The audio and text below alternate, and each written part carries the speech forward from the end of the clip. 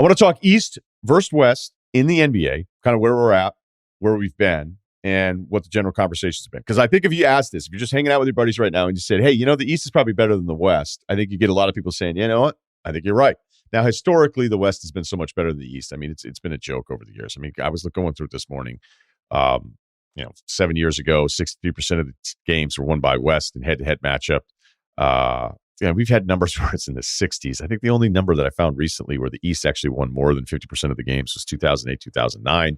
So this year it felt like a pivot because the top was a little deeper. Miami, and let's just say this, let's have an open mind real quick, right? If we have an open mind about all the possibilities coming out of both conferences to win an NBA championship, Miami, we'll get to them, don't worry. Philly, Milwaukee, Boston, and then I think it's Brooklyn. So maybe it's 5 teams there. In the West, it's Phoenix in their own group.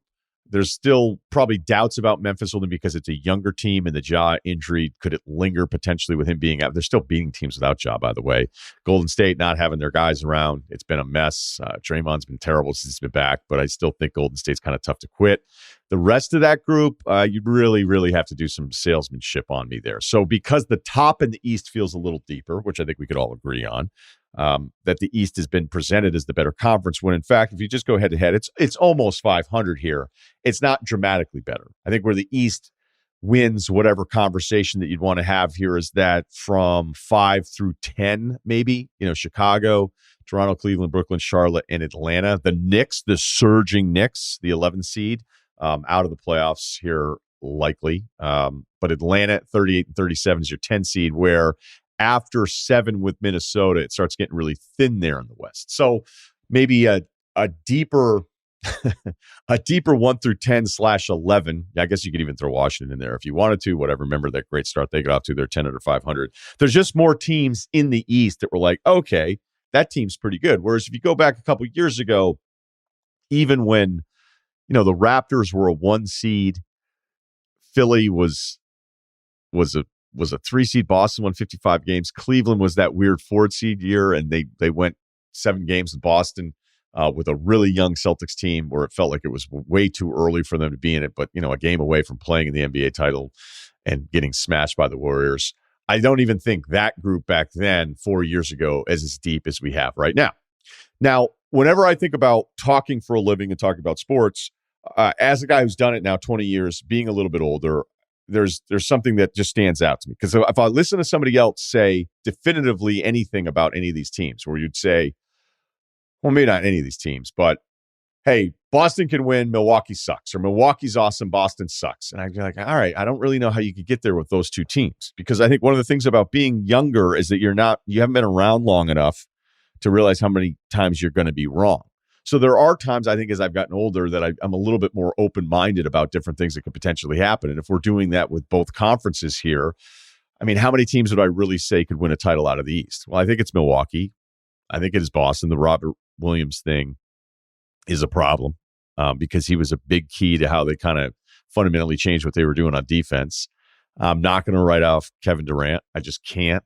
I'm just not going to, I think that guy's too special. And after that, I have real questions about Harden in the playoffs and running your offense through a post player in tight games in the playoffs. I think it can get a little dicey. I think Sixers fans would admit that Embiid with the ball with a million guys running at him and him trying to navigate through all those people in a late possession isn't probably your favorite thing to watch in basketball. And then you have the Miami Heat again, as of today, sitting there at the 1 seed. So I could be definitive about a few more teams if I wanted to. Chicago is not a good basketball team. They're not. I know they're the 5 seed. They were 26 and 10. They're 17 and 22 since.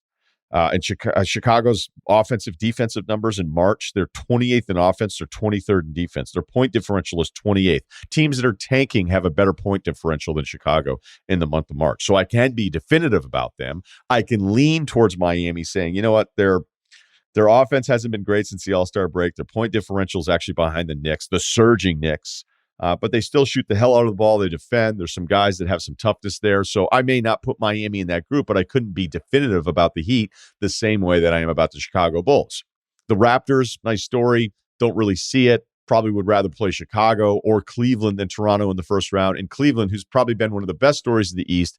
Remember some of those early days flirting with a top 4 seed? They just, even with Jared Allen being out, it's a problem. And I just don't love that despite Karis LeVert's dribbling prowess. He had a dribble the other night. I think it was last night, right? Yeah, last night's game against Orlando's fourth squad. Good luck figuring out who Orlando had in the game last night. But Karis LeVert had this move where he shook one of the guys from the Magic. It was sick. He missed the shot. But I've already given you my Cleveland breakdown on just having limited offensive options in tight playoff games that are a little bit scary there. So I can be definitive about some of those, but I'll hear other guys do this and be like, it's Milwaukee and it's only Milwaukee. Well, how do you close on that? Boston statistically is this. And again, the Williams thing changes things a bit. I don't know how you could be definitive about just one team in that conference. Now, in the West, you could do it maybe with Phoenix, but I still feel like you're writing off Golden State a little bit, and it's a little disrespectful of a Memphis team that, again, like I said, with Ja being, lingering knee thing, could there be something there with them being young? I know no one likes Utah.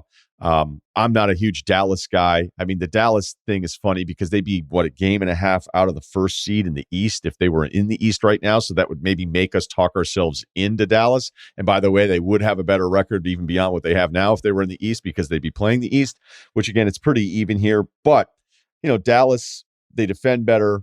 They're a little heliocentric in the offense. The Dinwiddie part of this thing has worked out. Dinwiddie's a really smart player and not just a smart guy. He's a really smart guy, so maybe he figured out and adapted to everything that he's doing and playing a little bit better with Doncic because he's been terrific, hit some huge shots for them. But I wouldn't put Dallas down in this group. But I guess other than, I'll hear different people just say, well, it's Phoenix and then it's nobody else, which I know I've probably done a little bit. But if Golden State figured this out and got their guys together, which is kind of a big ask because it just feels like a real limp to the finish line, I don't know that I'd sit here and be completely shocked as I would be with, say, Utah or Denver. Like I mentioned in the beginning, being younger, when I did this job when I was younger, I was like convinced I was right all the time. And then you get enough shit wrong, which is also just mandatory. Like anybody sitting here, it's almost like the gambler that tells you he never loses. The guy that's telling you he's always right every single time about all the sports stuff. He's just lying to you, right? Or he has a horrible memory or just tries to block this stuff out.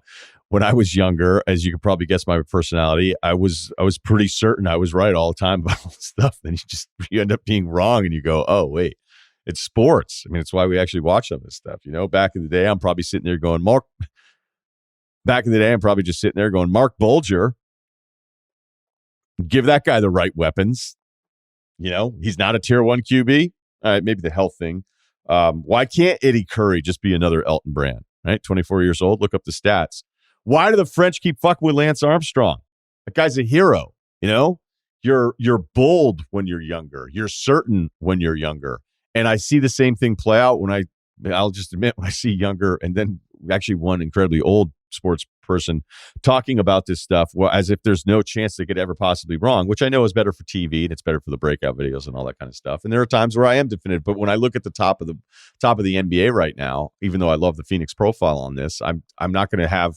I'd probably have 4 or 5 teams. At the end of it, if they said, all right, they won a championship, there's probably 5 like, okay, that can't be totally shocking. Where I think it's talked about in different years as if it were a huge shock. And I don't think it should be applied the same as this year. It also kind of reminds me of just being younger in general as a guy. Whether it was that big, I wouldn't really work in a corporate office, but I can imagine there's people that are my age now listening to this when you first get started, depending on where you're at, insurance, sales, whatever, banking. And you just were so sure of your clarity, right? You were so convinced that you were seeing everything perfectly clear and that you'd run to somebody older and be like, hey, I have this great idea for potential business opportunity, or we should do a deal with these guys, or have we ever thought of this or whatever? And the older guy kind of looks at you and isn't even close to matching your enthusiasm for whatever it is you've interrupted his day with, right? Like you already know this has happened to you, and it probably happens to you now with the younger generation. I mean, it's just going to repeat itself over and over again, which is why I was kind of related to sports, because I think there's some similarities. Like I remember different stuff. I remember one time I met with somebody who was a producer who liked what I was doing in radio in Boston. So that's 03 to 05. And I'm making 20 grand a year, 20 something grand a year. I'm barely getting by. I want to quit all the time. I'm like, this isn't really making any sense. This is pretty stupid, man. And it's going to start getting weird when you're like 30 and this is the same thing that's happening to you. And so I was desperate for anything that felt like it was good news. And there was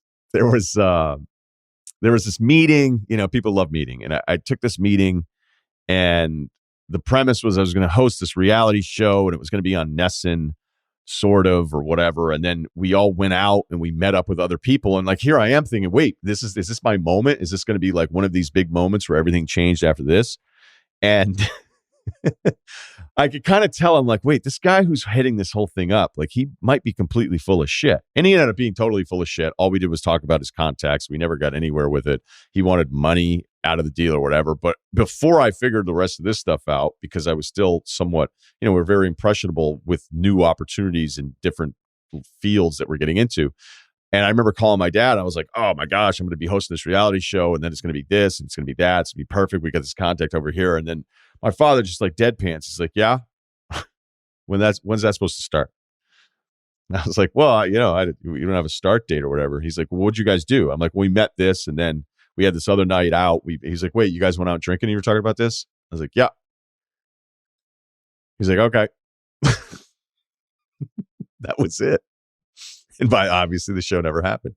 And he knew it. And it wasn't that he wasn't supportive. It was just that he was a little bit more tempered in his expectations of any kind of opportunity.